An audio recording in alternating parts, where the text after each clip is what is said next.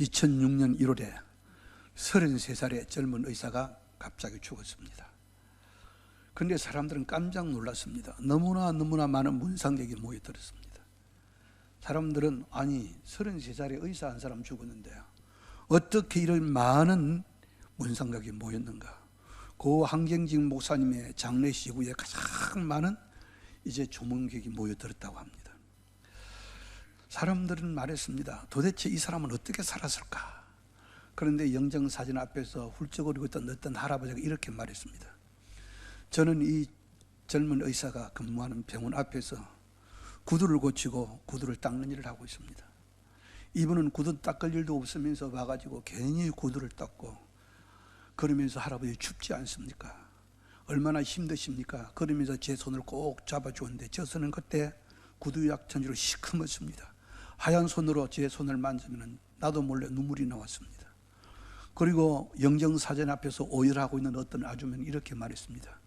나는 이분이 근무하는 병원의 세탁부입니다. 제가 세탁 카트를 세탁물을 싣고 세탁 카트를 밀고 가면은요 아무도 관심을 가지는 사람이 없었습니다. 그러나 이분은 한 번도 그냥 지나친 적이 없습니다. 반드시 저를 세우고 아주머니 천천히 하세요. 천천히 하세요. 요새 얼굴이 좋지 않으시네요. 이러면서 저한테 찾아와서 어떨 때는 약을 주기도 하고 제 손을 잡으면서 하나님을 믿고 살라고 그러면서 위로해 주었습니다. 그런데 이 병원에 아주 나이가 어린 환자가 한 사람 입원했습니다. 그런데 이분은 이 환자가 자꾸 투정을 부리니까 이 어린 소년에게 네가 잘 치료받고 나갈 때에 내가 너한테 큰 선물을 줄 거야 약속을 했습니다. 그런데 이 아이가 어느 정도 치료가 되고 난 다음에 그냥 이 집이 너무 가난하니까 지방에 있으니까 도망 퇴원을 해버렸어요. 몰래 퇴원을 해버렸어요. 그것을 알고 이 젊은 의사가 어느 쉬는 날 차트에서 주소를 찾아가지고 선물을 사가지고 그 소년의 집에 찾아가서 선물을 전해주었습니다. 이런 의사였습니다. 세상에 이런 의사가 어디에 있겠습니까? 그래서 사람들은 도대체 이 사람은 어떻게 산 거야? 알아보니까 정말 예배를 사랑하고 그가 평생 동안 하나님 앞에서 고람데오라고 하는 그 문자를 써놓고서는 평생 동안 하나님 앞에서 이렇게 살았던 사람입니다. 그가 주의를 지키기 위해서 의과대학 다닐 때 인턴 레지던트를 치르면서 계속 유급을 당하면서도 그는 늘 주일이면 자기 자리를 지켰습니다. 그가 죽고 난 다음에 사람들은 그의 생애를 추적하면서 한 권의 책을 만들었습니다. 그건 지금까지도 서점에서 세월이 많이 전에 팔리고 있습니다. 그 청년 바보 의사. 그래서 이 청년을 바보 의사라 그렇게 말했습니다. 그는 그리스도인으로 살았지만 바보처럼 살았습니다. 오늘 본문에 나오고 있는 이 고린도 교회는요 성경에 나오는 많은 교회들 가운데서 굉장히 시끄럽고 복잡한 교회입니다. 문제도 많았던 교회입니다. 그런데 오늘 본문의 이 내용은 교회 안에서 그 당시 고린도 교회가 인원이 얼마나 됐겠어요? 한 100여 명 이내에 이제 그런 신자들이 모였을 텐데 신자들끼리 소송이 붙었어요. 법적인 분쟁이 붙었습니다. 이 소식을 듣고 바울 사도가 너무너무 마음이 아파서 이 편지를 보내고 있습니다. 만일 우리 교회 안에서 이장로님이나 김장로님이 서로 소송이 붙어가지고 네가 옳으냐 내가 옳으냐 그리고 신자들 가운데서 이장로가 옳다 김장로가 옳다 그러면은 이장로 목사님 잠이 오겠습니까? 이런 사태가 지금 일어나고 있어요. 그래서 바울 사도가 너무너무 마음이 아파서 오늘 본문을 기록하고 있습니다. 사람은요 누가 내게 손해를 입히면요 나도 갚아주고 싶고요, 누가 내 뺨을 한 대 치면요 나도 갚아주고 싶어요, 누가 내 자존심을 짓밟으면요 언젠가는 내가 갚아줄 거야 그러면서 가슴속에 그걸 꽉 품고 있다가 기회만 생기면 이걸 터뜨립니다. 여러분들 오늘 성경은요 차라리 불의를 당한 것이 낫지 않냐냐, 차라리 속는 것이 낫지 않냐. 이거 공동번역에 보면 더 재미있는 말로 있어요. 차라리 억울한 일을 당하는 것이 낫지 않느냐, 차라리 살기를 당하는 것이 더 낫지 않느냐. 여러분들 사도는요 차라리 당해줘라, 차라리 속아줘라, 차라리 받아줘라. 다른 말로 말하면은 차라리 바보가 되라. 이것이 훨씬 더 낫다는 것입니다. 이 성경을 자세히 여러분 읽으면서 오늘날처럼 영악한 사람들이 살아간 이 세상에 참 받아들이기 힘든 말씀이죠. 그러나 성경을 자세히 보면요 이런 바보 같은 사람들이 성경의 중심을 이루고 있고 역사에서 연구해 보면요, 바보 같은 사람들이 역사의 중심에 있는 것을 볼 수가 있습니다. 오늘 제가 한 달 전에 우리 기호준 집사님한테 오늘 찬송을 좀 해달라고 제가 부탁을 했어요. 그래서 여러분들 이 내용이 여기 화면에 뜰 겁니다. 제가 부탁을 해놨으니까 집사님 이 찬송 한번 했어요. 나도 바보처럼 살래요. 한번 들어보세요. 이건 클래식 하는 분한테 좀 어려운 부탁을 제가 했어요. 복음성 가니까.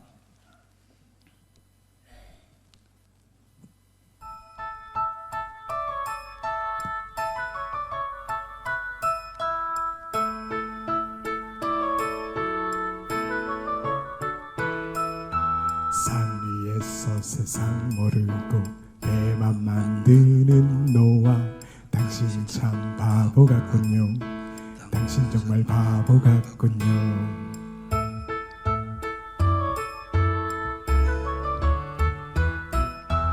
왜 맑은 날 배를 만드나요? 왜 하필 높은 산 위에? 당신 참 바보 같군요. 당신 정말 바보 같군요.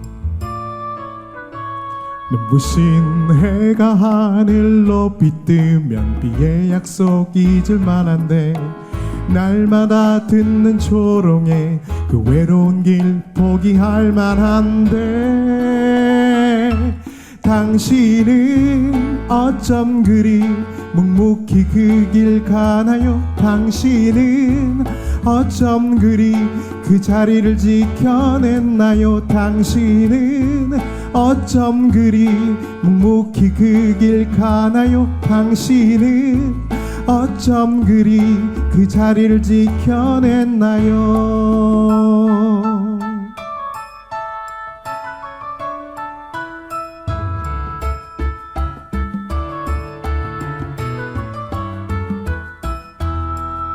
눈부신 해가 하늘로 빛뜨면 비의 약속 잊을 만한데, 날마다 듣는 조롱에 그 외로운 길 포기할 만한데,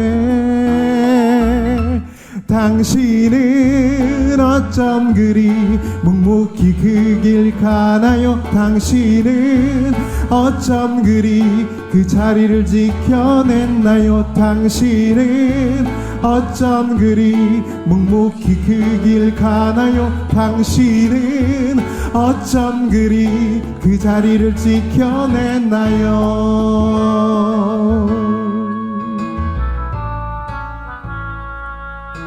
당신 참 바보 같군요.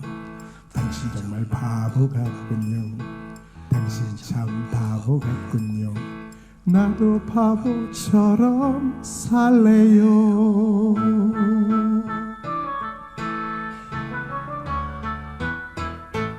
아멘.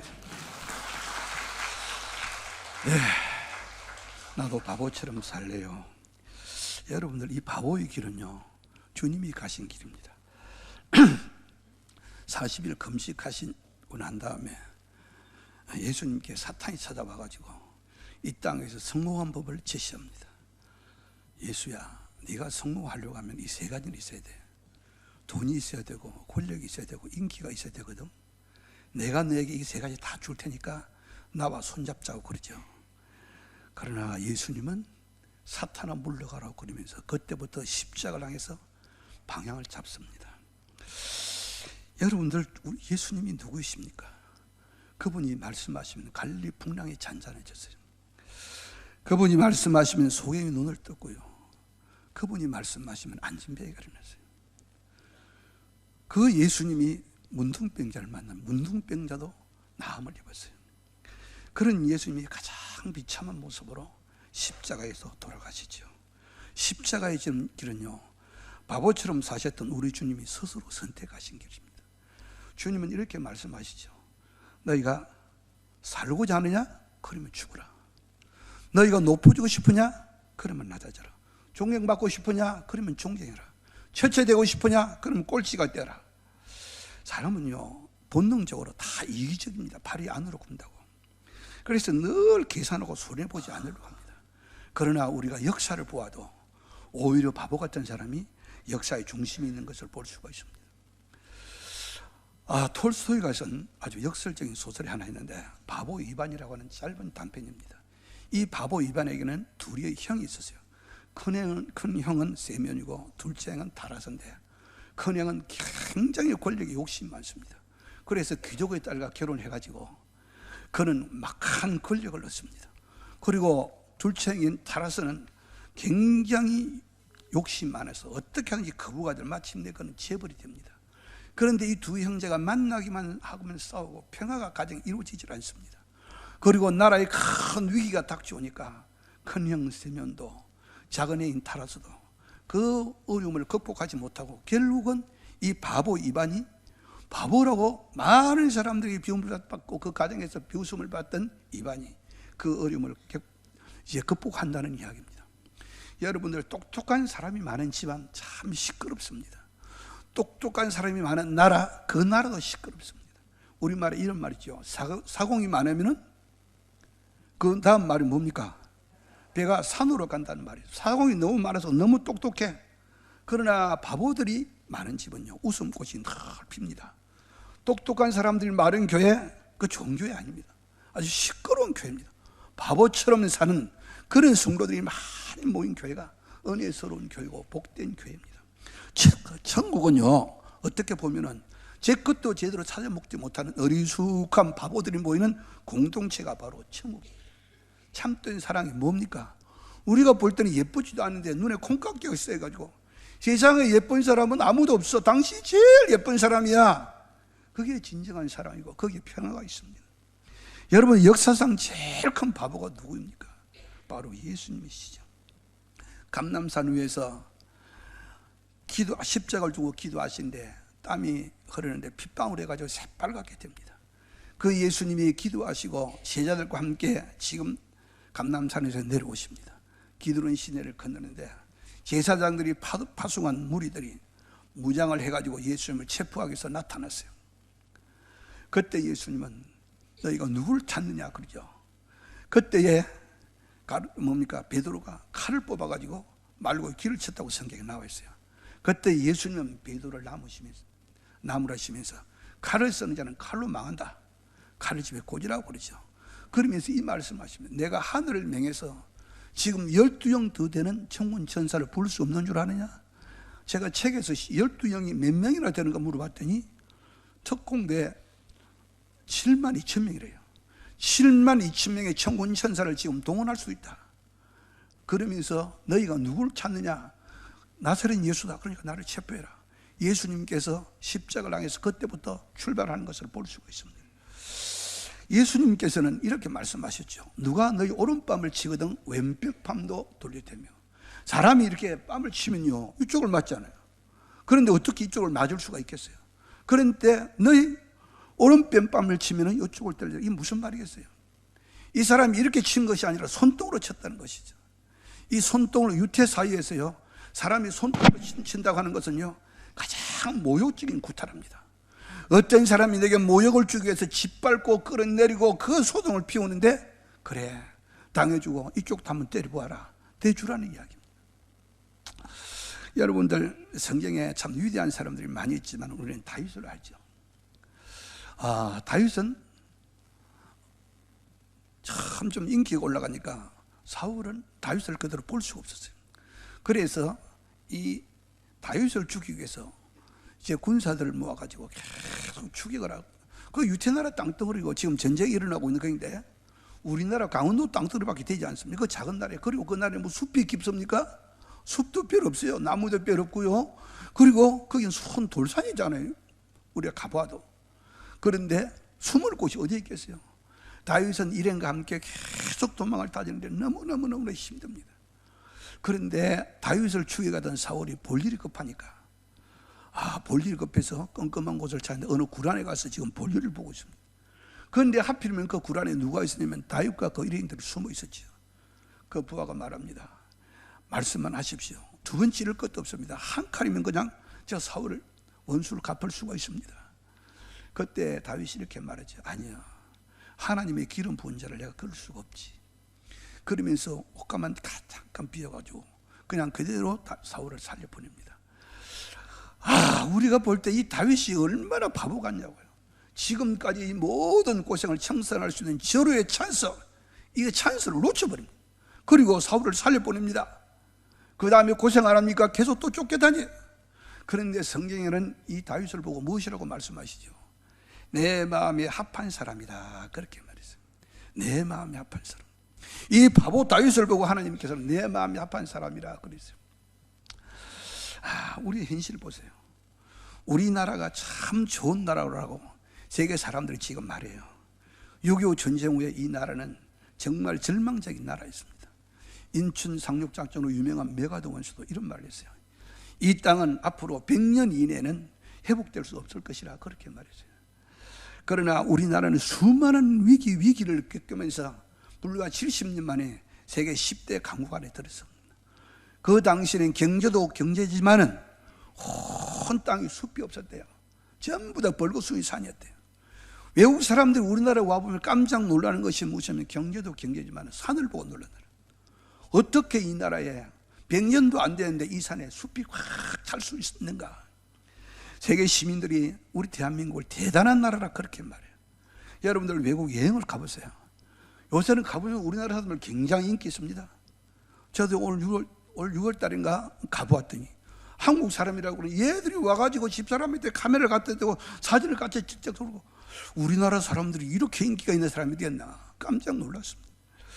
그런데 지금 우리나라는요, 너무나 똑똑한 사람들 때문에 아주 몸살을 앓고 있습니다. 얼마나 똑똑한 사람들이 여기저기 다 모여들었어요. 문제가 생겨도 그들은 기가 막히게 풀어갑니다. 국민들을 볼 때 분명히 문제가 있고 지금 분명히 도둑놈인데 미꾸라지처럼 기가 막히게 법망을 빠져나갑니다. 너무나 똑똑해서 좋은 대학 나오고 그 어렵다는 곳이 다 통과하고 법조인이 돼서 정치가가 되고, 그래서 국민들은 나라를 위해서 좀 일해보라고 너 똑똑한 머리 가지고 이 대한민국을 위해서 일해보라고 다 뽑아주었더니 다 기가 막히게 뒷돈 다 챙깁니다. 너무나 똑똑한 사람들 때문에 지금 이 나라는 다 지쳐 있습니다. 어떤 문제 하나가 생겨도 이것을 악용해가지고 기가 막히게 이걸 악용해서 이용을 합니다. 얼마나 영리한지. 좀 어리석지만 인간미가 넘치는 바보, 그런 바보가 그리운 시대입니다. 여러분들은 스스로를 어떤 사람이라고 생각합니까? 내가 다른 사람보다 좀 더 똑똑하지 않아? 내가 다른 사람보다 조금 더 배웠지 않아? 그러면서 함부로 다른 사람보다 무식하다 그렇게 말하고, 똑똑하다는 것을 증명하기 위해서 다른 사람을 굉장히 곤란하게 만들고, 내가 좀 더 배웠다는 것을 증명하기 위해서 내가 좀 더 한다고 다른 사람을 불쾌하게 하고 있지 않습니까? 여러분들, 인간미 넘치는 어리숙한 바보가 이런 사람보다 훨씬 낫습니다. 서울대 미대학 교수 가운데 김병종이라는 분이 계세요. 그분은 독실한 기독교 신자인데 그분은 그림을 그리는 주제가 딱 하나예요. 뭐냐면 바보 예수를 그리고 있는 거예요. 십자가에 못 박힐 필요가 없는데 십자가에 못 박혔어. 과시간을 쓸 필요가 없는데 과시간을 쓰셨어. 그분은 눈물 흘릴 필요가 없는데 그분은 눈물을 흘리셨어. 그러니까 이분이 바보지. 바보가 아니고서 어떻게 그렇게 할 수 있겠느냐. 그러면서 그는 평생 동안 바보 예수를 지금도 그리고 있습니다. 그런데 그는 이렇게 말해요. 그러나 이 위대한 바보가 세상을 구했다고 그는 고백을 하고 있습니다. 바울 사도는요, 고린도전서 4장 10절에서 우리는 그리스도를 위해서 미련한 자, 다른 번역에는 바보가 되었다고 고백을 하고 있어요. 또 고린도전서 4장 13절에 나가보면 우리는 이 세상에 쓰레기가 되었고 만물이 찌꺼기처럼 됐다 그렇게 말합니다. 그렇습니다. 여러분들, 우리가 신앙인으로 산다는 것은 그리스도를 위해서 바보가 되는 길이고, 이것이 우리의 길이고 신앙의 길이고 예수를 따르는 삶입니다. 40년 동안 이스라엘 백성들은 애굽을 탈출해가지고 홍해를 건너서 만나와 메추라기를 먹죠. 그런데 하늘에서 만나와 메추라기를 제일 첫날 이야기해요. 하늘에서 곡식이 떨어진다, 만나가 내려온다. 그때나 지금이나 공짜면 그냥 머리를 짚는 사람들 있죠. 그렇게 해가지고 어떤 사람들은 가서 하나님께서는 모세를 통해서 명령을 했어요. 만나가 내리는데 그날 먹을 만큼만 가져오라고. 그런데 욕심 많은 것들은 가가지고 내일 모레까지 다 거두가지고 왔어요. 그런데 하루 지나고 나니까 그 만나에서 벌레가 생기고 막 냄새가 납니다. 그래서 막 책망하는 장면이 나오고 있습니다. 우리가 아니라 초대교회는요, 성령의 역사가 가득해가지고 많은 재산을 가지고 있어서 자기 걸 다 내놨어요. 유명한 부자였던 바나바도 자기 재산을 다 내놓고 네 것도 내 것도 없이 공동으로 다 내줬습니다. 그런데 그 중에 아주 영악한 사람들은 교회 다 내놓을 게 무슨 내 건 따로 챙겨야지. 챙긴 사람들이 있어. 그런데 이로 말미암아 그 초대교회 난리가 났습니다. 그들이 왔을 때 베드로가 물었어요. 야, 아나니아, 이것이 다냐? 예, 저 겁니다. 따로 챙겨놓은 거 없어? 챙겨놓은 거 없습니다. 그 자리에서 그냥 직사하고 말했어요. 그 아내가 돌아왔을 때 물어보니까 똑같은 말 하니까 또 직사했어요. 이것이 사도행전에 나오는 이야기예요. 한번 생각해 보세요. 우리 교회 안에서 만일에 어떤 사람들이 와서 목사님한테 거짓말을 시켰어. 그 사람이 직사했다고 생각해 보세요. 그 교회 얼마나 난리가 나겠나. 그런데 이런 난리가 났어요. 여러분, 이것은 우리에게 뭘 보여주고 있습니까? 지금 이제 우리 교회도 마찬가지고 이 교회 재산은요, 목사님 우리 교회 재단법인에 들어있어요. 예. 이제 교회 모든 재산은요, 교회 것이 아니고 교회 이제 재단법인에 다 들어있습니다. 우리 교회도 마찬가지고. 그런데 아주 똑똑하고 영악한 우리 선배 목사님 한 분이요, 저 성남에 계시던 분인데 그 괜찮은 교회가 하나 있었거든요. 그런데 거기에 심우하는 목사님이 교단 총무를 했어요. 그 당시에 교단 총무는 뭐냐면 이사장 도장과, 지금도 그렇지만 도장은 대개 총무가 가지고 있습니다. 이사장 도장과, 그때는 교통이 불편을 끌 때니까 이사들의 도장을 한 벌을 다 가지고 있었어요. 이사장과 이사장 도장을 다 찍어야만이 제사를 옮겨줄 수가 있어요. 그런데 영악한 목사님은요, 그것을 사유화시키기 위해서 교단 재산을 갖다 전부 도장을 다 찍어가지고 몰래 찍어가지고 자기 사유화시켜버리고 교단을 탈퇴해버렸어요. 나중에 목사님들이 알아보니까 도장 다 찍었어. 자기들 도장 다 찍었어. 그럼 뭐 두 손 들 수밖에 없었어요. 얼마나 똑똑합니까? 그러고 난 다음에 물어보니까 자기 조카가 있는데 조카한테 그 교회를 넘겨주기 위해서. 그리고 난 다음에 그 목사님은 얼마 살지 못하고 금방 죽었어요. 들리는 이야기는 그 목사님 참 불쌍하다. 어떻게 금방 죽었어? 그런데 장례식 때 보니까 목사가 죽은데 목사가 좀 많이 올 것 같은데 딱 두 사람 왔더라는 슬픈 이야기를 들었습니다. 여러분들, 바보가 되는 길은요, 내가 희생하는 길이에요. 바보가 된다는 것은요, 나를 통해서 이웃이 행복해지는 거예요. 바보가 된다는 것은요, 하나님 앞에서 사는 삶이에요. 여러분, 우리가 왜 이 바보의 길을 가야 합니까? 이 길이 주님의 길입니다. 주님께서는 말씀하시죠. 너희가 나를 따라오려거든 너희 십자가를 지고 나를 따라오라. 여러분의 십자가가 뭐예요? 내 욕심대로 사는 거, 내 감정대로, 내 지혜대로 사는 것을 다 버리고 네 본능대로 사는 것을 다 포기하고 내 말에 따라서 바보처럼 묵묵히 따라오라는 것입니다. 여러분들 세상을 너무 영악하게 살려고 하지 마세요. 좀 당하고 사세요. 성경이 말씀하시면 그대로 순종하세요. 아까 불렀던 우리 집사님이 불렀던 복음성가처럼 이것저것 따지지 말고 노아처럼 말입니다. 산 위에 하나님이 왜 산 위에다 하필 배를 지어야 합니까? 하나님 홍수가 무엇입니까? 그때는 홍수가 없는 그런 시대니까. 그런데 하나님 뭐하는 사람들 왜 하필 납니까? 노아는 묻지 않았습니다. 그냥 불평하지 않고 하나님이 말씀하신 대로 산 위에다 바보처럼 계속 배만 만들었습니다. 몇 년 동안요? 120년 동안. 세상에 이런 바보가 어디 있겠습니까? 그러나 그는 하나님이 계심을 믿기 때문에, 이것이 주님이 하나님이 원하시는 길이기 때문에 이 바보의 길을 선택했습니다. 우리가 두 번째 왜 이 길을 가야 합니까? 은혜 받는 길이기 때문입니다. 통계조사에 의하면요, 신자들이 성령의 은혜를 체험한 세대가 나이를 조사해 보니까요 20대 전후래요. 우리 교회 아마 장로님들도 아마 20대 전후에 제가 알기로는 다 성령의 은혜를 체험한 걸로 알고 있습니다.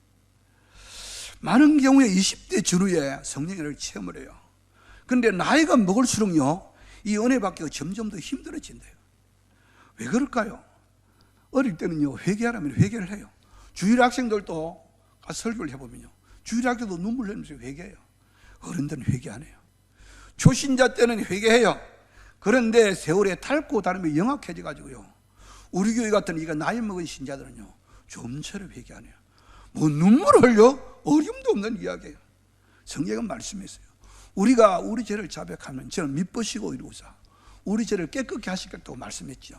그리고 사도행전에 나가보면요 예수 그리스도 이름으로 세례를 받고 죄 사함을 받으라. 그리하면 성령을 선물로 받으리라. 회개하라면 회개하고 믿으라면 믿고 그러면 되는데 안 그래요. 여러분들 성경이 하라면 바보처럼 그대로 하세요. 이게 은혜 받는 길입니다. 마지막으로 왜 우리가 이 길을 가야 합니까? 이것이 믿음 생활입니다. 믿음 생활이라는 것이 무엇입니까? 하나님을 의식하고 내 삶 속에 하나님이 계신다. 믿음이 없이는 하나님을 기쁘시게 못하느니 하나님께 나아가는 자는 반드시 그가 계신 것과 그가 자기에게 상 주시는 이심을 믿어야 할지니라 그랬거든요. 하나님이 나와 같이 계신다, 존재하심을 믿는다 그 말입니다. 여러분들 우리가 바보의 길을 가는 것은 그래 내가 다 가지, 내가 바보 소리 듣지, 그러나 하나님이 계시니까. 성경에 보세요. 구약 성경에 추수할 때에 유태인들의 이스라엘 백성들은 추수할 때에 떨은 이삭을 어떻게 합니까? 주면 안 돼요. 이삭을 떨어주면. 그리고 맨 마지막 가꾸랑은요 그대로 두어요. 가난한 사람들을 위해서 그대로 남기는 것입니다. 이게 여러분들 얼마나 바보 같은 추수법입니까? 우리가 농사 지어보신 분들은 알지만 얼마나 땀 흘리고 고생해가지고 뿌리 가지고 이게 지금 세월이 지나서 열매를 거두는데 그냥 그대로 두어? 떨어졌다고 그냥 줘? 가꾸랑 그냥 두어? 그냥 두었어요. 선민들은 그렇게 살았어. 왜요? 사람은 떡으로 사는 것이 아니고, 사람이 밥 먹어서 사는 것이 아니라, 떡으로 사는 것이 아니다, 하나님의 말씀으로 사는 것이다. 한번 받아봅시다. 사람이 떡으로 사는 것이 아니라 하나님 말씀으로 사는 것이다. 저는 얼마 안 살아봤지만 살아온 날을 가만히 되돌아보니까 그래 내가 사는 것이 아니었어. 하나님으로 말미암아 사는 것이었어. 여러분들 선민들에게 이런 추수법을 명령했던 그 하나님은요, 광야에서 만나와 메추라로 선민을 먹이셨던 그 하나님이거든요. 여러분들 너무 이 끈을 따라 좀 이것저것 따지면서 살지 마세요. 너무 영리하게 짠머리 굴리면서 살지 마세요. 이 끈에 밝았던 아브라함의 조카 롯은 어떻게 살았습니까? 삼촌인 아브라함이 야 네가 네 좋은 땅 네가 알아서 해. 아이고 삼촌, 저 강남 땅 금사라기 땅 저 땅요 적정하겠습니다. 강남 금사라기 땅 소돔과 고모를 택했어요. 그 땅은 나중에 유황 불비가 내려서 지금 사해바다가 되어버렸어요. 여러분들 결론적으로 말씀을 드리죠. 이 바보의 길은요 주님이 가신 길이고 이게 진짜 사는 길이고 지혜로운 길이에요. 그리고 이 길이요 주님이 보장하시는 길이에요. 마지막으로 시간이 많이 갔지만은 오늘 오후 예배 없으니까 이야기 하나 하고 마칠게요. 모과라 하는 과일을 아십니까? 모과. 사람들이 모과를 보면은 4번 놀란다고 그러죠. 이건 제가 어느 책에서 본 이야기예요. 모과라면 4번 놀라요. 맨 첫 번째는 못생겨서 놀란대요. 나무에 달릴 때 얼마나 예뻐요. 그래 딱 떨어져 보니까 아이고 세상에 이렇게 못생긴 과일도 다 있네. 그래서 못생긴 사람 보고 모과 같다 그러죠. 그리고 두 번째 놀라는 건 뭐냐면 그 향기 때문에 놀란답니다. 그렇게 못생긴 것이 이게 향기가 얼마나 좋은지. 옛날에 그래서 방 안에도 책상 하나 앞에다 그런데 한 2개만 갖다 놓으면요 방 안에 그 모아 향기가 가득하잖아요. 향기 때문에 놀란대요. 세 번째 또 놀라는 건 무엇이냐면은 이게 맛있을 것 같아서 팍 먹어보니까 이게 과일이 아니야. 퍽퍽해서 먹을 수 없는 거야. 그래서 이게 너무나 맛이 없고 먹을 수 없어서 놀란대요. 그런데 더 중요한 사실은 맨 마지막에 또 놀라는 이유가 무엇이냐면은 사람의 몸에 너무나 이롭게 해서 놀란답니다. 이렇게 못생기고 먹을 수 없는 이 과일이 사람의 몸에는 그렇게 좋다는 겁니다. 저는 종종 이런 이야기를 합니다. 오징어 같은 사람이더라고요. 오징어, 마른 오징어 제일 참 입안에 넣으면요 뻣뻣하게 이게 왜 먹나 싶어요. 딱딱하고. 그런데 이 오징어가 입안에 들어가고 씹으면 씹을수록요 점점 맛이 나요. 사람도 오징어 같은 사람이 진짜 사람이에요. 성경은요 우리를 향해서 그리스도의 향기라 그렇게 말했어요. 여러분들 뭐가 같은 사람입니까? 좀 모자란 것 같아도 좀 털털한 것 같아도 존재로서 향기가 나는 사람, 가까이 하면 할수록 점점 더 단맛이 나는 오징어 같은 사람, 바보처럼 좀 어리숙지만은 주의를 밝게 하고 유익을 주는 사람, 이런 사람 되세요. 저는 바랍니다. 우리 성동교회 성도들이 이렇게 향기나는 바보 같은 삶을 사셔서 오히려 하나님의 인정함을 받는 성도들이 되시기를 예수님의 이름으로 축원합니다.